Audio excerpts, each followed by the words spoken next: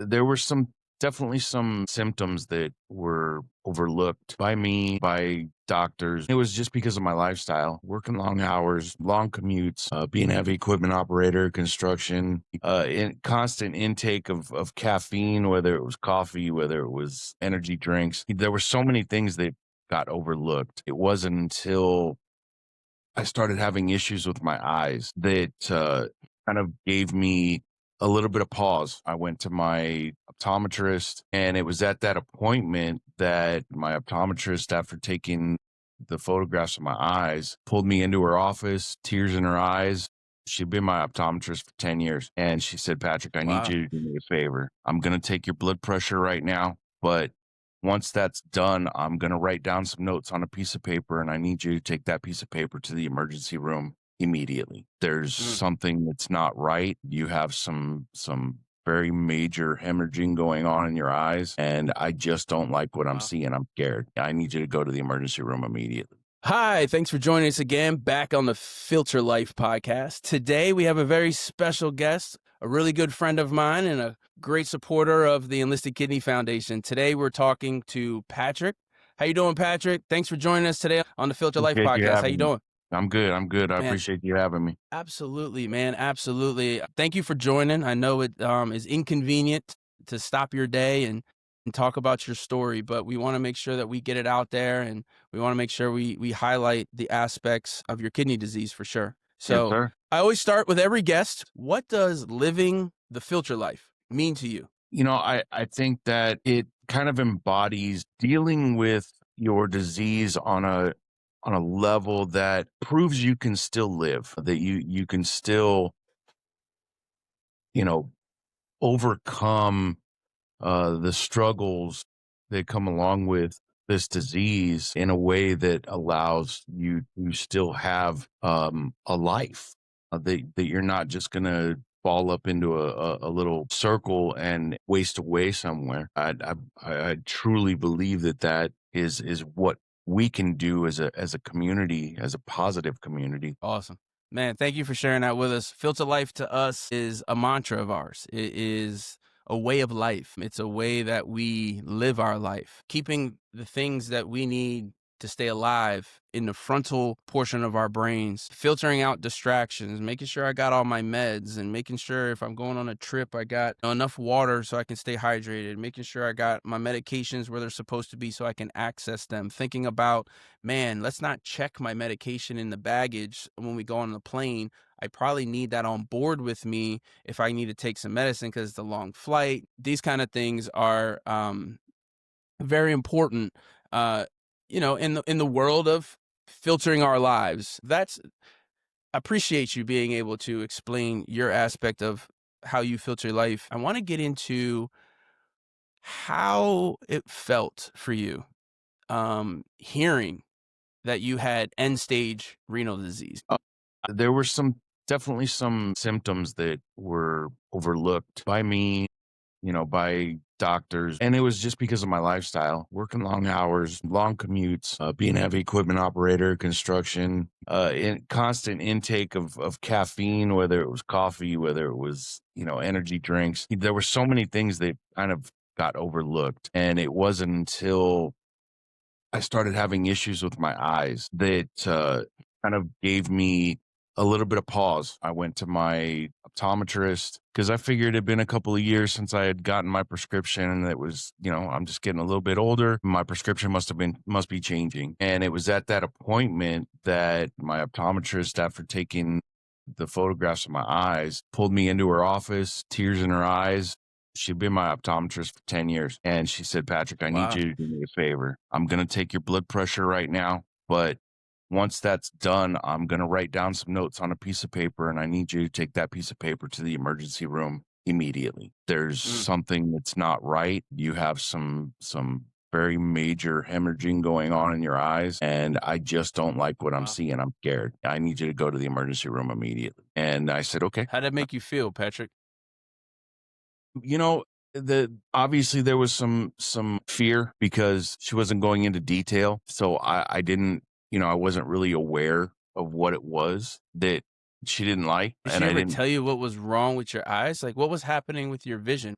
the hemorrhaging and the bleeding from those hemorrhages was putting so much pressure on the back end of my eye that it was causing not just blurriness, but it was also causing like these pinhole blank spots is the only way that I could really explain it, where um things would blur out to the point where I couldn't see them. And it was also causing some Wow. issues with depth perception. So I went to the emergency room, and it wasn't more than 2 hours into the process that I was being scheduled for surgery to get a chest catheter put in. And 2 days later was my first dialysis session. I was being told that I had 10% kidney function. It was a gut punch, but there was also a small part of me somewhere in the back of my brain that instantly went into, that fight or flight.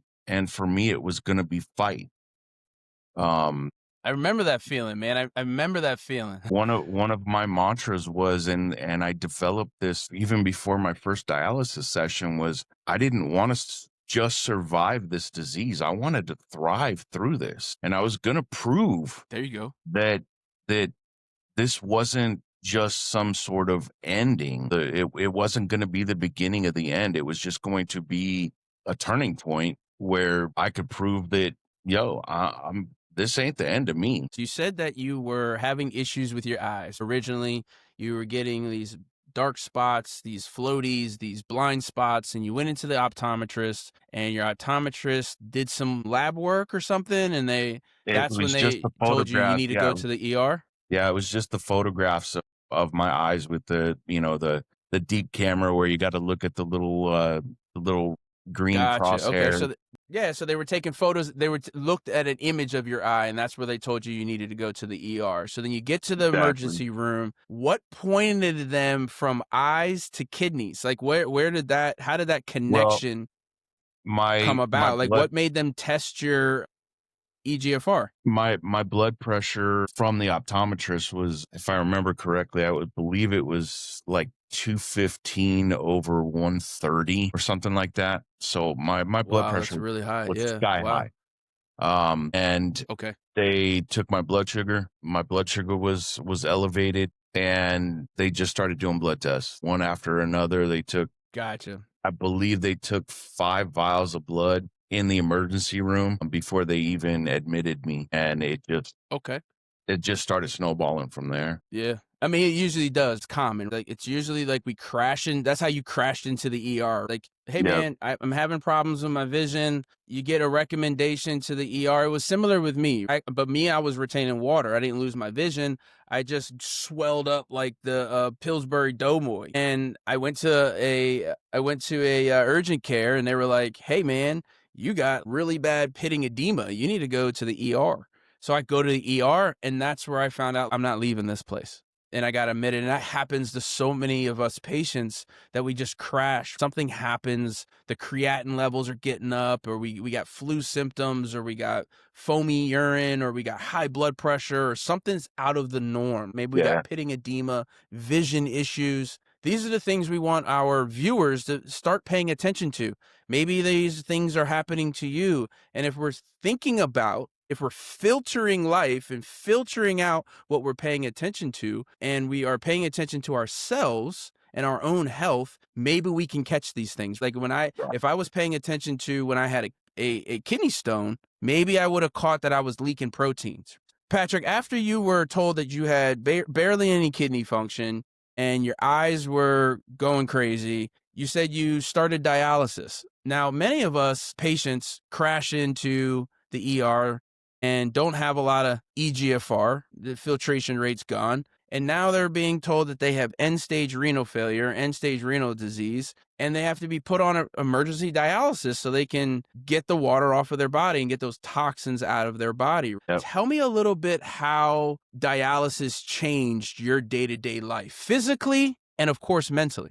Well, it's I do home hemo. I did in center for the first about 5 months or so, 4 months, and I was first basically told that PD should be my modality of choice, but I wasn't given a lot of details as to what would be involved in doing PD, and to the point where So PD, for the viewer, PD is peritoneal dialysis, and peritoneal, that's yeah. dialysis that you do at home. Is that correct? Yeah, you can do it at home. You can hook up to a machine, or you can just do dwelling, which means loading up your gut, your peritoneal cavity with a Mm, glucose serum that dwells in your body for 8, 10 hours, whatever the prescription is, and then you drain. Well, my mm, plan was I was going to go back to work as soon as they got my eyes straightened out. I was going to go back to work. I've been a heavy equipment operator for 20 years. It's the only thing that I really know how to do. And I went ahead and got the PD catheter put in, which required surgery, and had even got to the point where I was getting it flushed twice a week. And then it was, the flushing was being done by the home hemo nurse. And, just in regular conversation, what's your lifestyle?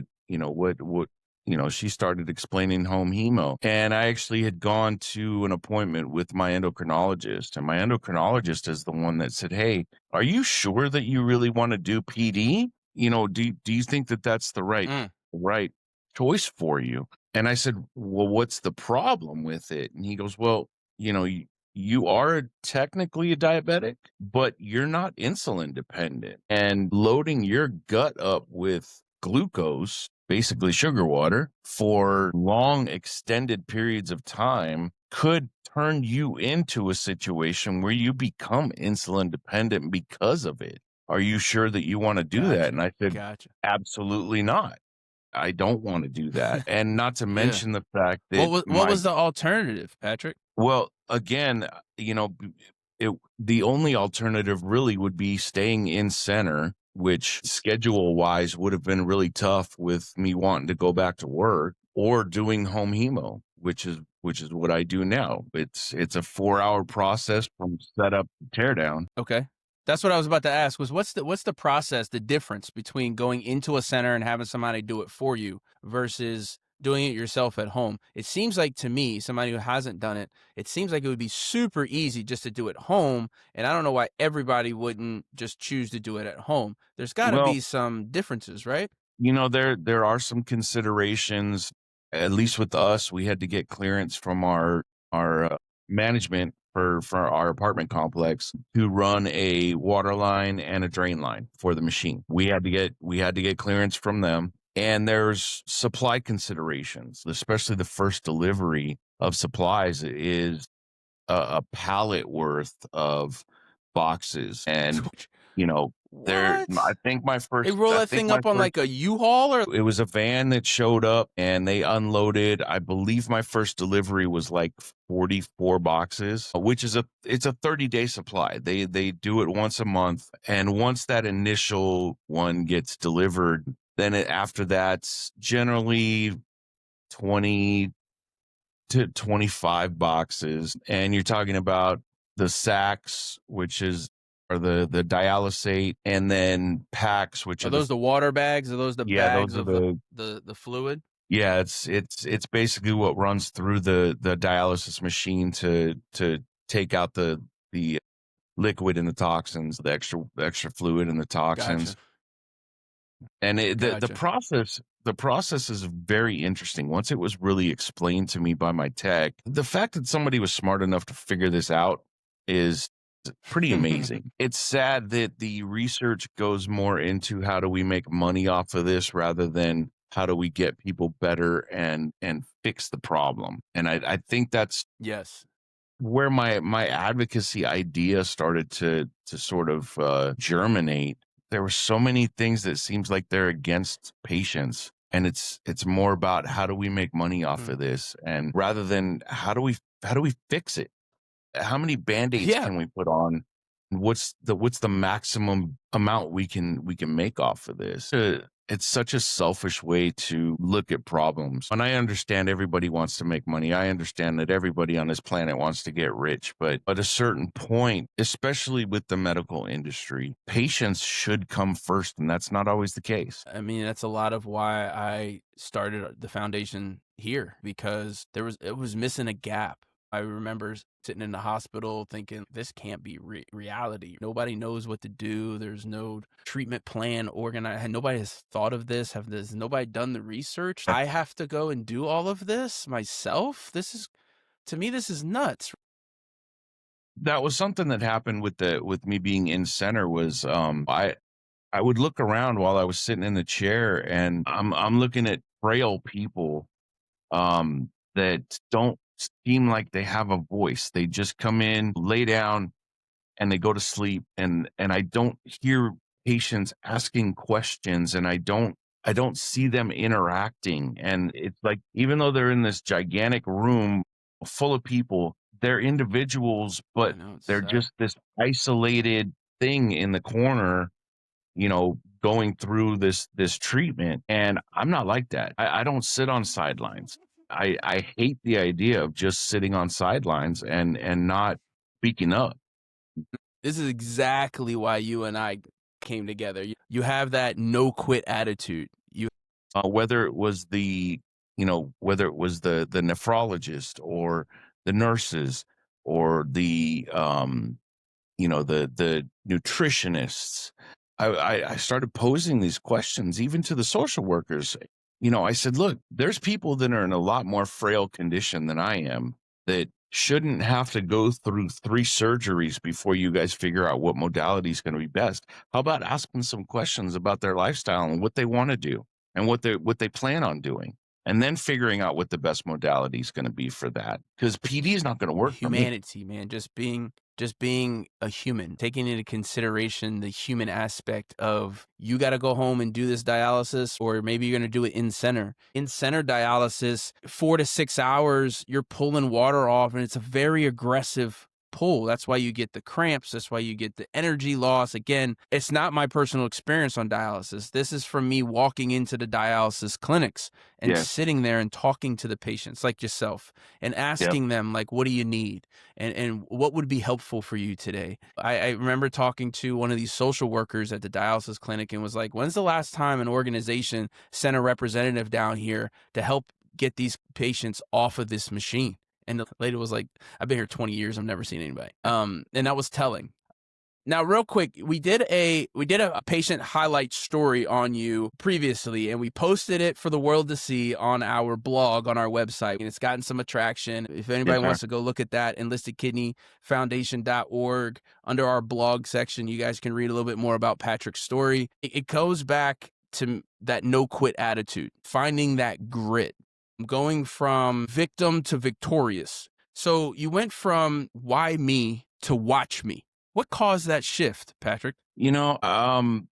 I think it really kind of got instilled in me as a kid. I've just never been one to back down. I played football. I played baseball. I grew up in a rough part of town. In my senior year of football, I was one of the biggest kids on the team. I was, at the time, we're talking back in 1994, I was one of the only 300-pound linemen in my whole area. I think there was 5 of us in our valley area. And that's a big boy. That's a big lineman right there, dog. Yeah.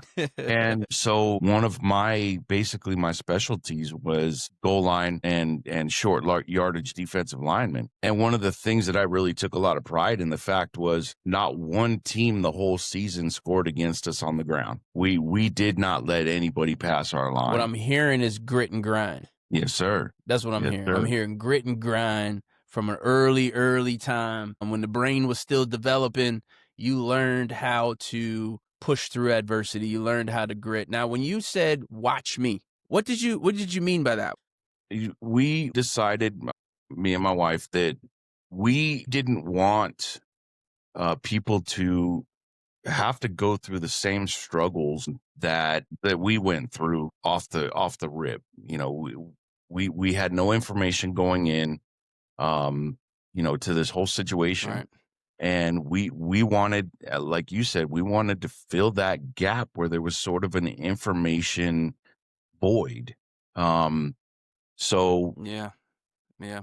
through some brainstorming, we decided that we wanted to try and create a nonprofit organization that we could foster relationships and coalitions with other organizations to fill that void, that information gap, and support patients and advocate for research and development and caring. So we I created love that. Nephro Warriors. As you probably remember, our very first interaction was on TikTok, and we both just happened to drop into a live, that another kidney patient was doing, and we it seemed like pretty instantly you and I just we just sort of hit it off Hey, man. because Yeah. we have that drive that we have to try and make it happen. Man, look, I appreciate it, man. We have similar goals and we want to help patients, and it's hard to find organizations that are willing to mentor us. And the Enlisted Kidney Foundation is a mentoring organization where we take on patients from all walks of life, whether you're a veteran and you're battling the VA healthcare system and you need some help and guidance there.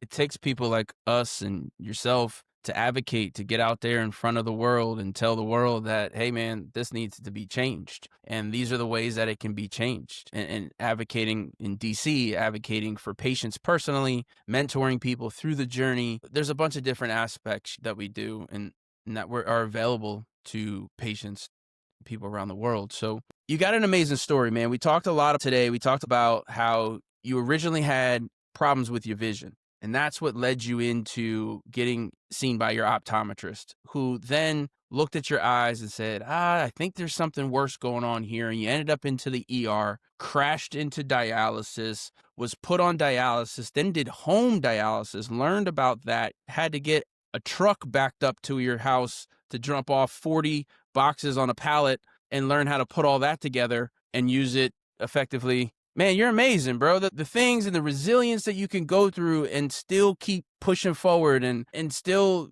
the willingness to learn.